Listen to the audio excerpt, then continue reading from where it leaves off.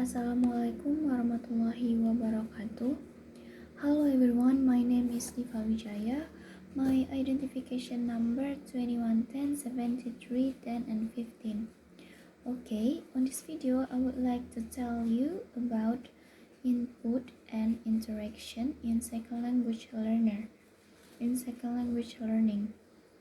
So, the learning focus on this material consists of interaction hypothesis, negative and positive feedback, and the next one is recast.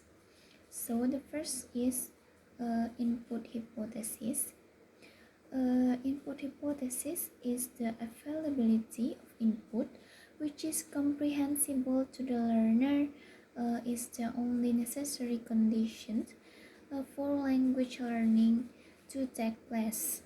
And the next one is interaction hypothesis is when learners engage with their interlocutors in negotiations around meaning.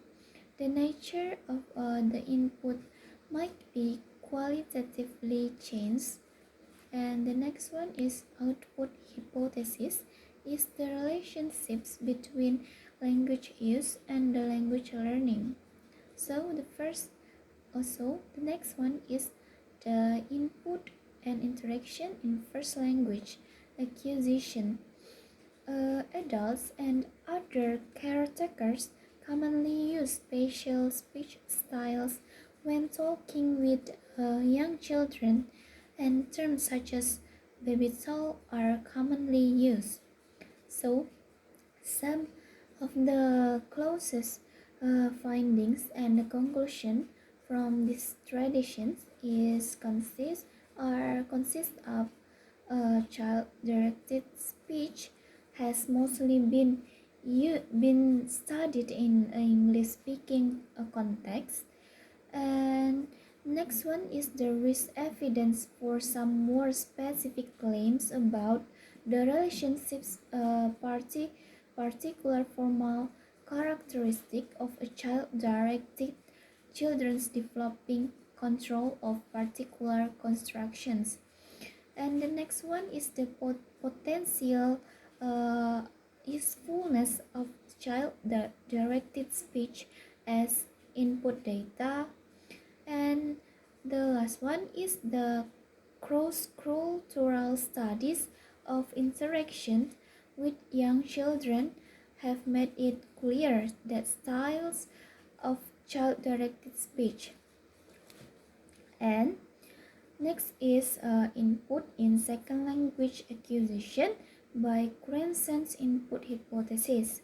So the input hypothesis, as originally formulated by Crescent, is supported by rather little empirical evidence. So the empirical research associated with the interaction hypothesis, which has itself moved through two phases.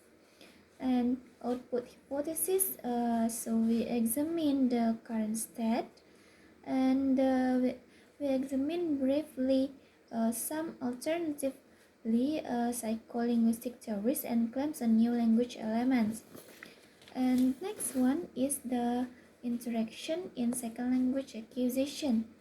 Crescent's proposals encourage other researchers to examine more closely and the characteristics of the language input being available to second language learners.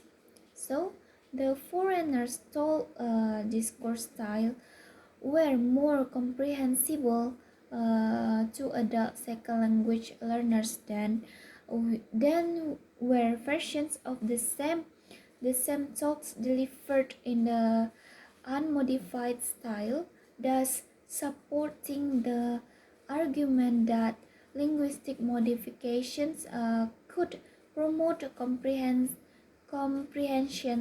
of input. So, interaction in second language acquisition consists of Long's interaction hypothesis, and empirical studies linking to interaction and comprehension. And the next one is empirical studies linking interaction and acquisition. So the last material is feedback, request, and the negative evidence. So negative evidence in first language acquisition is much more prevalent in child-directed speech than was previously thought, in particularly by asserting that caretakers request of poorly formed child utterances. And the next one is negative feedback and request in native speaker, non-native speaker, and non-native speaker discourse. So the teacher does not explicitly criticize the student's utterances or provide any grammatical explanation, and this is typical of feedback in the form of request. So I think that's all from my explanation of this material. Thank you for your listening, and assalamualaikum warahmatullahi wabarakatuh.